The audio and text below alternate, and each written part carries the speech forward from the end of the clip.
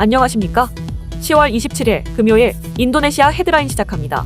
첫 번째 소식입니다. 동남아시아 국가연합이 2만 명 가까운 사상자를 낸 이스라엘과 팔레스타인 무장 정파 하마스 간의 무력 충돌에 대해 처음으로 규탄 성명을 냈지만 하마스의 이스라엘 기습 공격으로 전쟁이 일어난 지 2주 만에 나온 늑장 대응입니다. 지난 21일 로이터 통신 등에 따르면 미얀마를 제외한 아세안 9개 회원국 정상은 전날 사우디아라비아 수도 리야드에서 걸프협력회의 정상들과 만나 가자지구에서 벌어지고 있는 전쟁 상황에 우려를 표명했습니다. 아세안 정상들은 민간인에 대한 모든 공격을 규탄하고 지속 가능한 휴전을 촉구한다는 내용이 담긴 공동성명도 발표했습니다. 참고로 동남아시아는 이번 전쟁과 관련 이스라엘과 팔레스타인 외에 가장 많은 인명피해를 낸 지역입니다. 이스라엘과 가자지구 인근 집단 농장에서 일하던 태국, 필리핀, 캄보디아 등 동남아시아 출신 노동자 수십 명이 목숨을 잃었습니다. 특히 태국의 경우 지금까지 30명 이상이 사망한 것으로 파악됐으며 인도네시아인, 말레이시아인 다수도 현재의 발이 묶여 있습니다. 하지만 2주 만에 규탄 성명을 낸 이유는 각국 이해관계가 상충되어 있는 측면이 큰 탓입니다. 그간 아세안 10개국은 국제 문제에서 똘똘 뭉쳐 외부 도전에 대응해왔지만 이번 사태에서는 무슬림이 다수인 국가는 팔레스타인을 종교적 이유 때문에 지지하는 반면 이스라엘제 무기를 수입하는 국가는 이스라엘의 무자비한 보복 행위에 눈감을 수밖에 없어 공동 대응을 하기 어려운 상황입니다.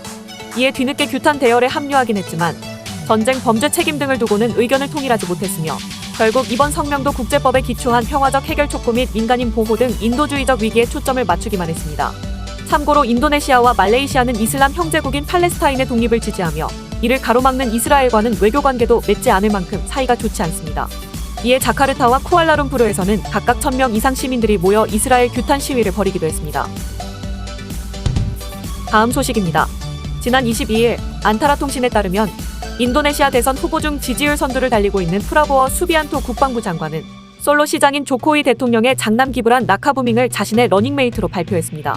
프라보워 장관은 기자회견에서 8개 정당 지도부와 합의를 거쳐 본인을 대통령 후보로, 기브란을 부통령 후보로 지명하기로 만장일치로 결정했다고 밝혔습니다. 하지만 기브란 시장은 기자회견에 참석하지 않아 별다른 입장을 밝히지 않았습니다. 참고로 기브란 시장은 조코이 대통령의 세 자녀 중 장남이며 싱가포르와 호주에서 학업을 마친 뒤 아버지의 뒤를 이어 정치에 뛰어들어 2020년 지방선거에서 조코이 대통령이 시장으로 일했던 솔로시에서 시장에 당선되며 정계에 진출했습니다. 프라보워 장관은 대선 후보 3인 중 가장 높은 지지율을 보이나 더 확고한 지지를 위해 조코이 대통령의 아들을 자신의 세력으로 편입한 것으로 보입니다. 특히 기브란 시장은 대통령과 부통령의 피선거권을 40세 이상으로 제한한 규정에 걸려 원래대로라면 내년에 입후보할 수 없는 상황이었습니다. 그러나 인도네시아 헌법재판소는 최근 피선거권 연령을 40세에서 35세로 하향해달라는 헌법 소원을 기각했지만 이미 지방선거와 총선 등의 선거에서 승리한 후보에게는 예외를 허용했습니다. 이처럼 일종의 우회로가 탄생하면서 기브란 시장의 출마길이 열렸습니다.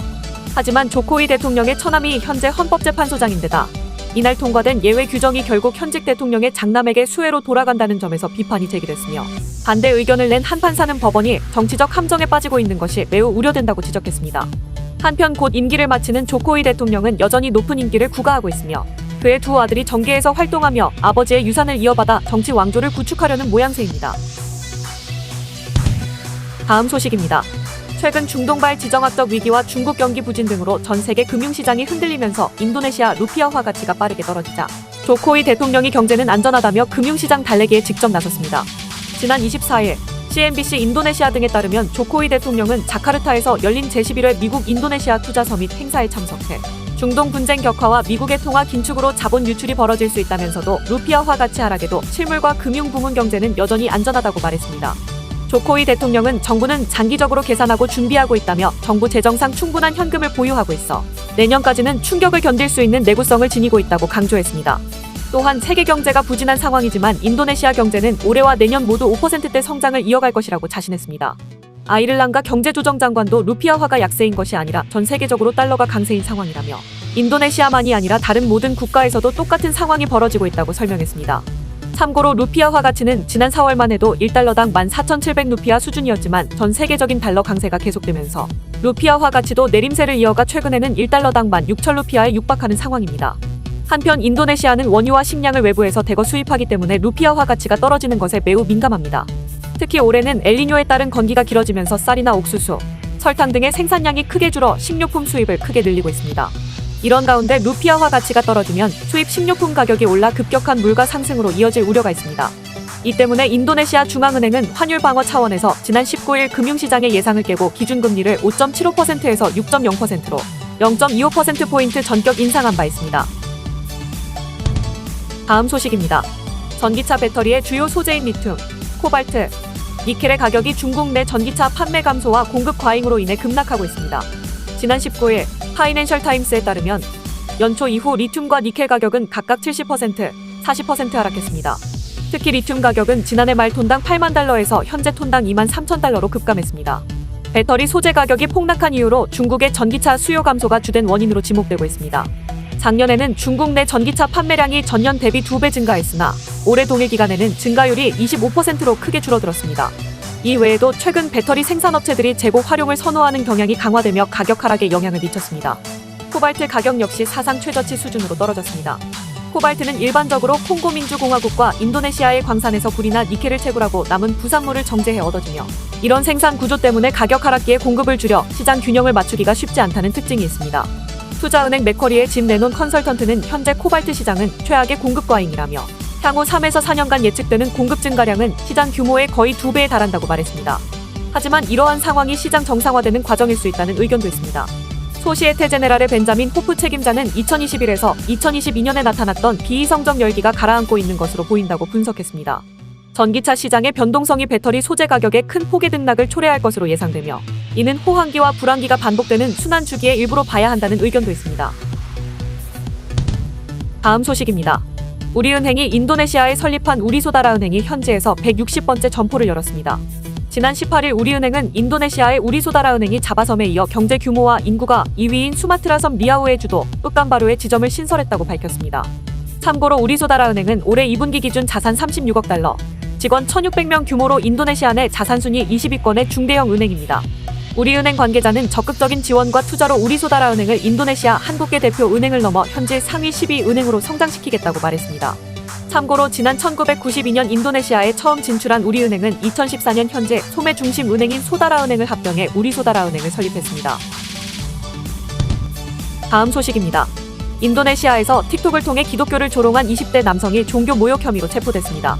북부 수마트라주 경찰은 지난 21일 들리 스르당 지역의 한 주택에서 피크리 무르타파를 체포했습니다. 해당 남성은 자신의 틱톡 계정에 올린 동영상에서 십자가에 대해 농담을 하거나 기독교인들은 회개한 뒤 전봇대로 재사용할 수 있도록 십자가를 국영 전력회사 PLN에 반납해야 한다고 주장했습니다. 또한 다른 SNS 계정에서 교회와 성당을 이슬람 사원으로 바꿔야 한다고 주장하기도 했습니다. 경찰은 해당 남성이 특정 종교와 집단에 대한 증오심을 부추길 목적으로 정보를 유포해서는 안 된다는 내용의 정보전자거래법을 위반한 것으로 보고 체포하였습니다. 해당 남성은 체포 이후 경찰 조사에서 자신이 한 말은 농담이었으며 후회한다고 말했습니다. 참고로 인도네시아는 전 세계에서 무슬림이 가장 많은 나라이지만 기독교, 가톨릭, 힌두교 등 다른 종교도 믿을 수 있는 자유가 보장되어 있습니다. 그러나 특정 종교를 비방하면 신성모독 혐의로 처벌받는 경우가 종종 벌어지고 있습니다. 최근에는 한 인플루언서가 SNS에 올린 돼지고기 먹방에서 음식을 먹기 전 이슬람식 식전 기도문을 읊어 징역 2년의 형을 받기도 하였습니다.